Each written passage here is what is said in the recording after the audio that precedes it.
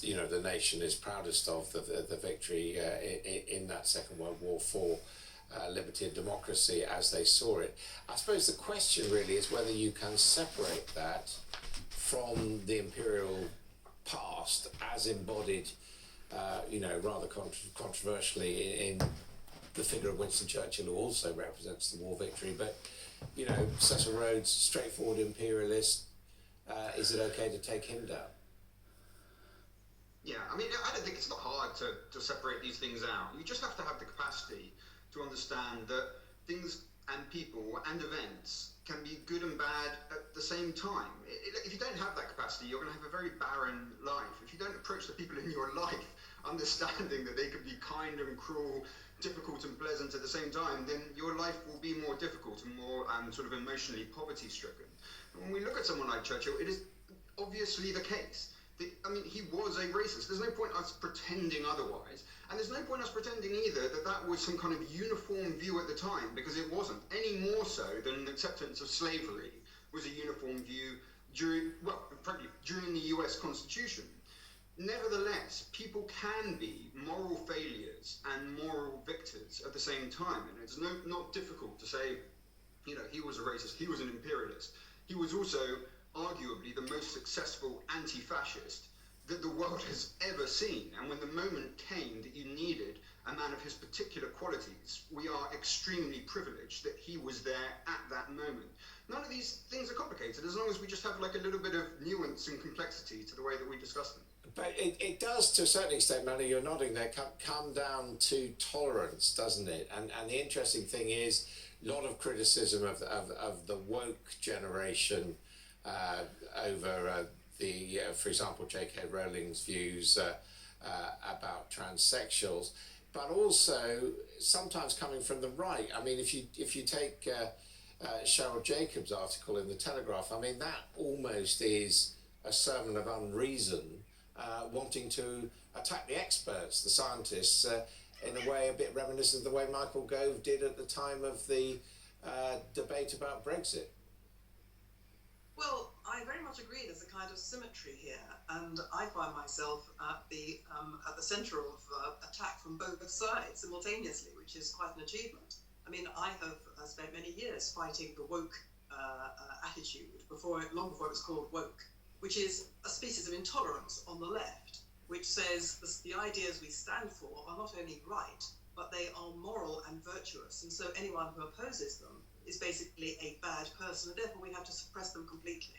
And those people are then demonized, and their characters are assassinated, and you simply can't have the argument. There is no argument to be had. And from my point of view, that's been the case on the left for many decades. But from the right, or from parts of the right, and I should say that's parts of the left, but from parts of the right, as you quite rightly say, Cheryl Jacobs and others from the right have been throughout this pandemic rubbishing science, saying that the whole COVID epidemic or pandemic has been grossly exaggerated, that only a few people, relatively few people, would die. Those who would die would be old and past it anyway, almost dead, and that the scientists who have tried to say that the rate of exponential increase of this virus would be something that would overwhelm the health service, no health system could cope with it,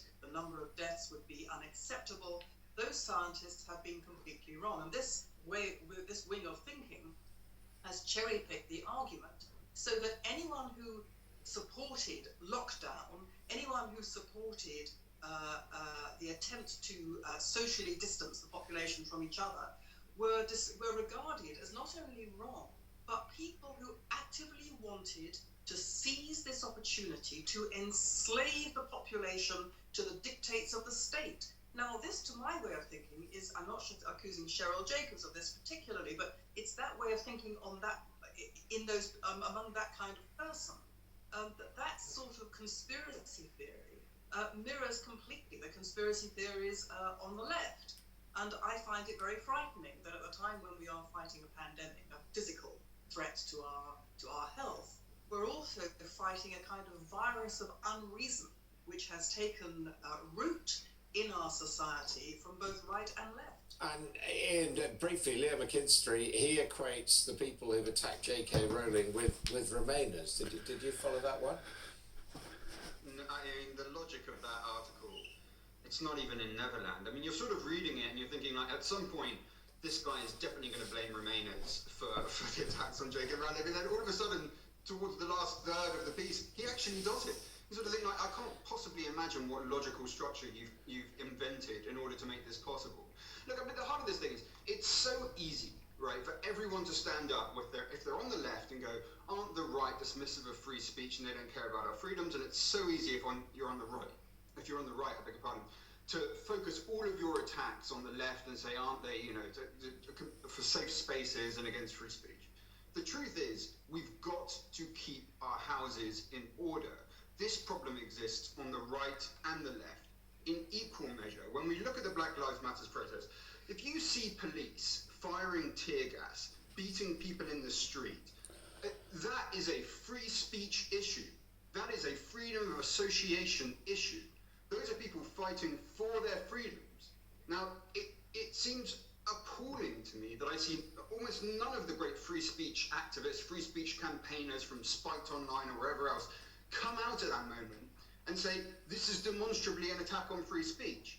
In the same way that I get extremely irritated when I see people on the left fail to stand up for free speech when it is set against something that they think contradicts their values. Okay, Ian, we're going to have to leave it there, but I look forward to speaking to you both for this week's All Out Politics podcast.